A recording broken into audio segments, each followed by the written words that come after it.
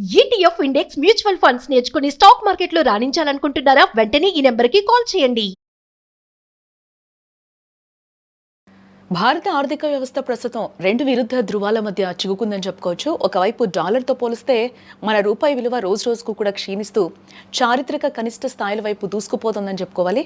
అయితే అదే సమయంలో బంగారం ధర మాత్రం కొత్త రికార్డులు సృష్టిస్తూ అసాధారణంగా పెరుగుతోంది. అసలు రూపాయి బలహీన పట్టం వల్లే బంగారం ధర పెరుగుతోందా, లేక అంతర్జాతీయంగా నెలకొన్న ఆర్థిక అనిశ్చితి, వడ్డీ రేట్ల కోతల అంచనాలు ఈ పసిడి పరుగుకు కారణమా? ఈ రెండు అంశాలు కలిస్తే రాబోయే రోజుల్లో తులం బంగారం ధర ఎంతవరకు పెరగొచ్చు? బంగారం పెట్టుబడిదారులకు నిజంగానే సురక్షితమైన ఆశ్రయం కాగలదా?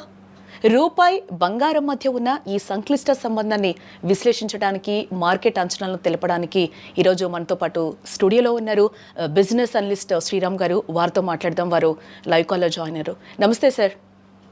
నమస్తే అండి. ఇప్పుడు నేను ఫస్ట్లో మీకు చెప్పినట్టు అసలు ఇప్పుడు మనం బంగారం కొనడం సేఫ్ కాదు అంటారా? బంగారం ఎప్పటికీ సేఫేనండి. ఇది 2 యాంగిల్స్‌లో ఆలోచిస్తే ఇప్పుడు బంగారం వచ్చి ఇప్పుడు మార్కెట్ ఆల్ టైమ్ హై ఎళ్ళింది. అంటే ఇప్పుడు మనందరికీ కూడా యాక్చువల్‌గా ఎంతో కొంత బంగారం ఉంటది కాబట్టి మనందరం కూడా ఆ రేట్ ప్రకారం చూసుకుంటే మనకి వాల్యూ కూడా పెరిగినట్టే కదా! సో రెండో పాయింట్ ఏంటంటే గోల్డ్ ఇప్పుడు ఎందుకు బాగా పెరుగుతుంది అంటే అంతకుముందు బ్యాంక్స్ సెంట్రల్ బ్యాంక్స్ అన్నీ కూడా డాలర్స్ కొనేవి. ఇప్పుడేమైందంటే డాలర్స్‌ని ఎవరు కూడా నమ్మట్లేదు కాబట్టి వాళ్ళు ఇప్పుడు బంగారాన్ని కొంటున్నారు. ఈవెన్ రిజర్వ్ బ్యాంక్ మన ఇండియా కొంటుంది, చైనా బ్యాంక్ కొంటుంది, రష్యా కొంటుంది, బ్రిక్. సో వాళ్ళందరూ కూడా యాడ్ అవ్వటం వల్ల ఇప్పుడు ఇక్కడ బంగారం అనేది గోల్డ్ ఎప్రిషియేట్ అవుతుంది. సో గోల్డ్ అయితే ఇక్కడి నుంచి కూడా చూసుకుంటే ఇది కొత్త ఒరవడి అనమాట. అంతకుముందు మార్కెట్స్ తగ్గితే గోల్డ్ పెరిగేది. స్టాక్ మార్కెట్స్ తగ్గితే గోల్డ్ పెరిగేది. అలాగే స్టాక్ మార్కెట్ పెరిగితే గోల్డ్ తగ్గేది. ఇప్పుడేంటి గోల్డ్ యాక్చువల్‌గా ఇవాళ stock market all time high ఉంది. అయినా గానీ గోల్డ్ కూడా ఆల్ టైమ్ హై ఉంది. అంటే దీని రీజన్ ఏంటంటే మనతో పాటు వేరే వాళ్ళు కూడా బయింగ్ చేస్తున్నారు. సో వాళ్ళు ఎవరు అంటే మనకి బ్యాంక్స్ అనమాట. రిజర్వ్ బ్యాంక్స్ మేజర్‌గా. సో వాళ్ళ వల్ల ఏమవుతుందంటే గోల్డ్ డిపాజిట్స్ వాళ్ళు పెంచుకోవడం వల్ల ఈ గోల్డ్ అయితే పెరుగుతుంది. ఎస్. అంటే శ్రీరామ్ గారు, ఇప్పుడున్న సిచ్యువేషన్లో గోల్డ్ కొనడం మంచిదే అంటారా, లేకపోతే ప్రస్తుతం ఆపమంటారా?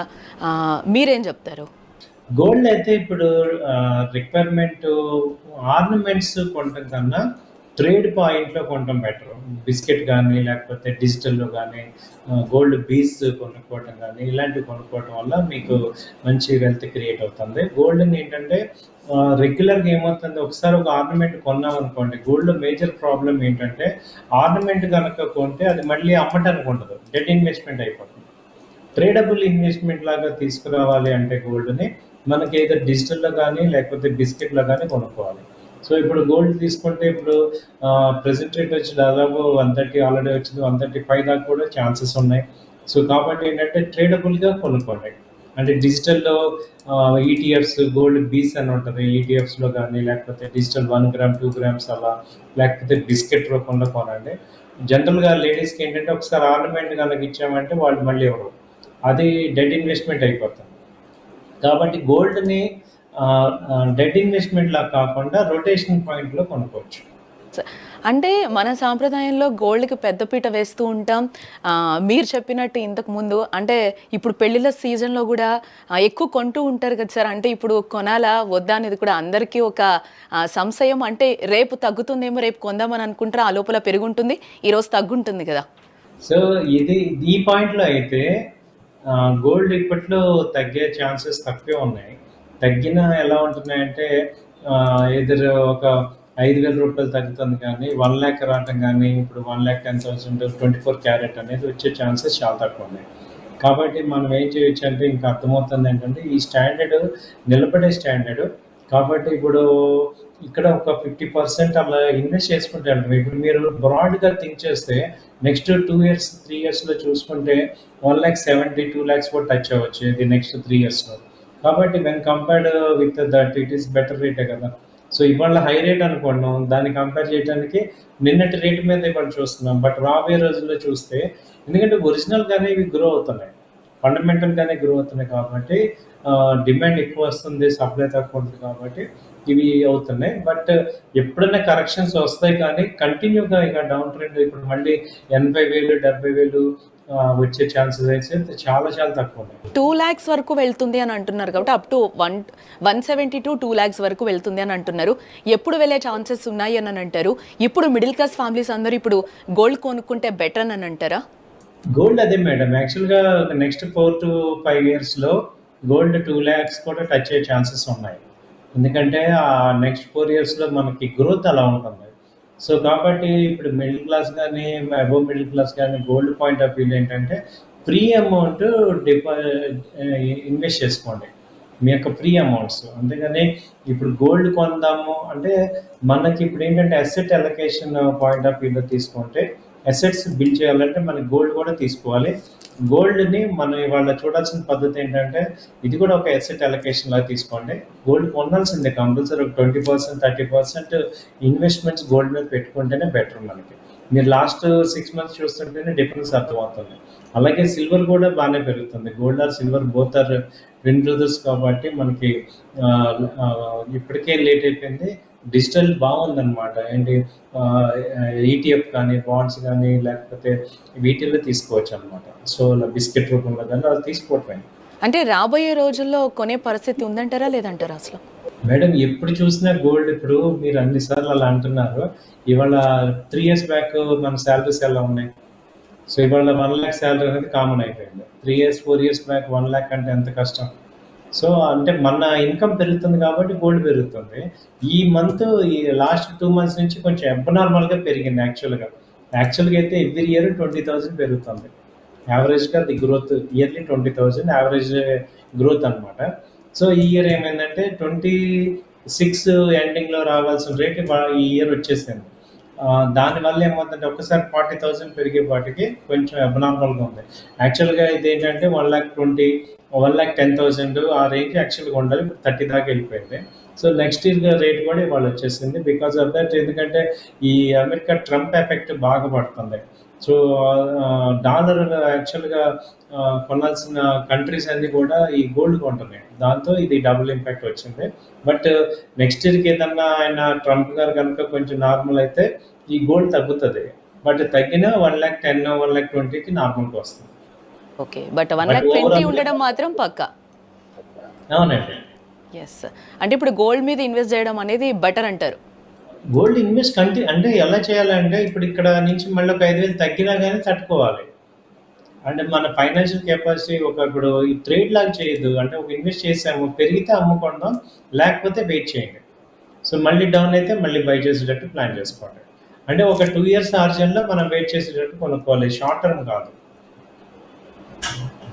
ఓకే, షార్ట్ టర్మ్ ట్రేడ్ కాకుండా మనం చేసుకోవాలి. సార్ ఇంకా మనం డాలర్ విషయానికి వస్తే రూపాయి అయితే బలహీనపడుతుంది, ఏంటి అసలు దీనికి మీరు ఏం చెప్తారు? రూపాయి ఎప్పటి నుంచి ఉందండి, ఇది ఈవెన్ ఆగస్ట్ నుంచి కూడా ఫాలో అవుతుంది. ఎందుకంటే యుఎస్ నుంచి మేజర్ మన ఎక్స్పోర్ట్స్ అన్నీ ఆగిపోయినాయి. $87 billion వ్యాపారం ఆగిపోయింది. కాబట్టి ఏంటంటే డాలర్ అవుట్ఫ్లోస్ ఎక్కువ ఉన్నాయి, ఇన్ఫ్లోస్ తక్కువ ఉన్నాయి. సో ఇది యాక్చువల్గా ఇది జరగకుండా చాలా జాగ్రత్తలు తీసుకున్నారు ఇండియన్స్, గవర్నమెంట్ తీసుకున్నారు. కానీ ఇక ఎక్స్పోర్ట్స్ ఈ మంత్ బాగా గ్యాప్ వచ్చేసింది, ట్రేడ్ గ్యాప్. మనకి మేజర్ ఇంపోర్ట్స్ అన్ని ఆయిల్ ప్లస్ ఈ యొక్క గోల్డ్, ఈ రెండు కూడా పేమెంట్స్ ఎక్కువగా డాలర్స్లోనే జరుగుతాయి. మనకి రిటర్న్స్ రావాల్సినవన్నీ కూడా అయిపోయినాయి. యాక్చువల్గా ఐటీ మేజర్ మనకి డాలర్స్ ఇచ్చే ఇంపోర్ట్స్ అనమాట. ఎక్స్పోర్ట్స్ ఐటీ ఉంది, ఫార్మా ఉంది. ఫార్మా ఐటీ రెండు కూడా ఇప్పుడు బాగా డౌన్లో ఉన్నాయి. కాబట్టి డాలర్స్ మనకి ఫ్రీక్వెంట్గా రావట్లేదు. కాబట్టి మనకి ఇది టెంపరీగా ఆల్ టైమ్ హైకి వెళ్ళిపోయింది.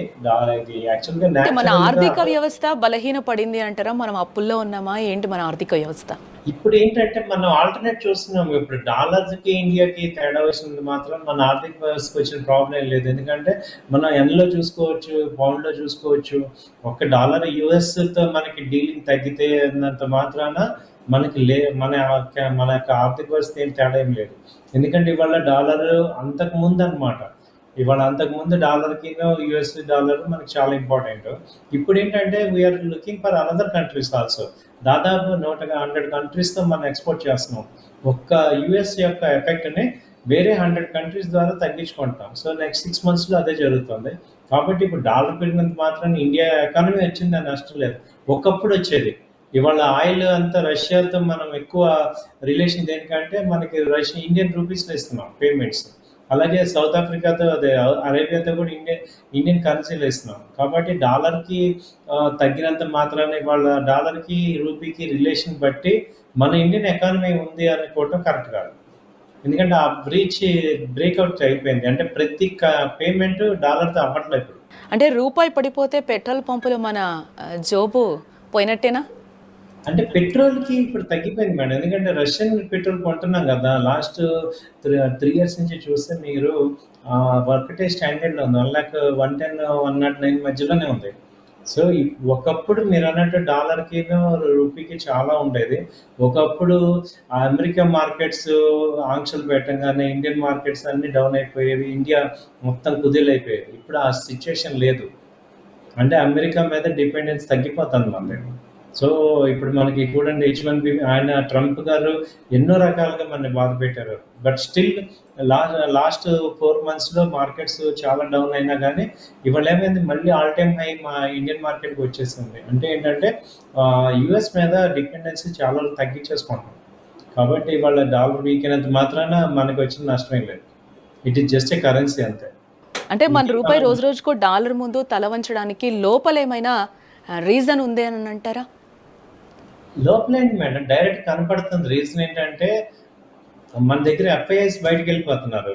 ఎఫ్ఐఎస్ ఇన్వెస్ట్ ఇప్పుడు డాలర్ మనకి రావాలంటే 2 ఆప్షన్స్ ఉన్నాయి. ఇండియాలో కనుక డాలర్ రావాలంటే ఒకటి మార్కెట్లో స్టాక్ మార్కెట్లో పెట్టాలి, లేదా ఎఫ్డిఐస్ రూపంలో పెట్టాలి. మూడోది అమెరికాలో ఉన్న మన ఇండియన్స్ డాలర్స్ పంపించాలి. ఈ మూడిట్లో ఏది అవ్వట్ల. ఎందుకంటే అక్కడ వాళ్ళకే కష్టంగా అయిపోతుంది. అమెరికాలో ఉన్న ఇండియన్స్ వాళ్ళు బతకడానికి చాలా కష్టం అవుతుంది కాబట్టి రెమిటెన్స్ జరగట్లా. ఇక్కడ ఉన్న మార్కెట్ నుంచి ఎఫ్ఐఎస్ డైలీ డబ్బులు తీసేసుకుంటున్నారు. మూడోది ఇండియాలో పెట్టుబడులు యూఎస్ పెట్టట్లేదు. కాబట్టి ఇండియాకి డాలర్స్ రావు, తగ్గుతున్నాయి. కాబట్టి కరెన్సీ డెఫినెట్గా ఎఫెక్ట్ పడుతుంది. ఆర్బీఐ ఇంటర్వెన్షన్ అవ్వచ్చు, కానీ ఆర్బీఐ దగ్గర కూడా తక్కువే ఉన్నాయి. కాబట్టి వాళ్ళు ఇంటర్వ్యూని అవ్వట్లేదు. సో ఇప్పుడు ఓన్లీ డాలర్ మనకి డీలింగ్ దేనికి, అమెరికాతో ఓన్లీ రిలేషన్. వాళ్ళు ఎటు వద్దనుకుంటున్నారు. $80 బిలియన్ ఎకానమీ వాళ్ళకి అవసరం లేదంటున్నప్పుడు మనం ఏం చేస్తున్నాం, we are looking for other opportunities చూస్తున్నాం. ఒకప్పుడు ఏంటంటే వాళ్ళకి తలకాయ ఉంచేసేసి వాళ్ళు చెప్పినవన్నీ చేసే పరిస్థితిలో ఉన్నాం. ఇవాళ లేవు. లాస్ట్ 3 months నుంచి ట్రేడ్ డీల్ జరగలేదు, ఆగింది. అలాగే అంటున్నాం. బట్ ఇవాళ మనకి రష్యన్ ప్రెసిడెంట్ ఇవాళ మన ఇండియా టూర్లో ఉన్నారు. ఇట్ షోస్ ఇవాళ డాలర్ డిపెండెన్సీ లేదు. It shows India's original strength కనపడుతుంది. కాబట్టి వాళ్ళు మన ఏదో కొంచెం ఇంకొక 2-3 నెలలు టెన్షన్ పెడతారు, కానీ తర్వాత వాళ్ళు కూడా నార్మల్ అవుతారు. ఇవాళ India is looking in a different way. మీరు అన్నట్టు ఏంటంటే లాస్ట్ 3 months 3 years బిఫోర్ ఇదంతా స్టోరీ కరెక్ట్, కానీ ఇవాళ ఈ స్టోరీ కరెక్ట్ కాదు. సో డాలర్ తగ్గినా పెద్ద నష్టం ఏంటి. ఓకే సార్, ఫైనల్గా గోల్డ్ కొనే వాళ్ళకి సామాన్యులకి మీరు ఫైనల్గా ఏం చెప్తారు? గోల్డ్ డైలీ కొంటానన్నా కొనండి. ఒక్కొక్క గ్రామ్ కానీ డిజిటల్లో కానీ బై చేయటమే. లాస్ట్ 3 months నుంచి 4 months నుంచి మనకు అర్థమవుతుంది ఏంటంటే గోల్డ్ అయితే పెరుగుతుంది, ఇది కన్ఫర్మ్. So gold పెరుగుతుంటాయి. కాబట్టి మనం ఏంటంటే ఎర్లీ బర్డ్స్ లాగా ఇంకా మనం అప్పుడప్పుడు తగ్గినా బట్ అది మళ్ళీ డిస్కౌంట్ అయిపోతుంది. ఇప్పుడు నిన్న 2 days బ్యాక్ 2000 రూపీస్ తగ్గింది, మళ్ళీ వాళ్ళ నార్మల్ అయిపోయింది. సో గోల్డ్, సిల్వర్ కూడా అంతే. సిల్వర్ నిన్న 5000 points డౌన్ అయింది, ఇవాళ 3000 పెరిగింది. కాబట్టి ఏంటంటే తగ్గినంత మాత్రాన మళ్ళీ అది అప్ ట్రెండ్ కనపడుతుంది. కాబట్టి ఏంటంటే gold and silvers are both are upside. So free amount ఉన్న వాళ్ళు ఇన్వెస్ట్ చేసుకోవచ్చు. అది నా suggestion. Okay, right sir. Thank you Sriram గారు. థ్యాంక్ యూ అండి.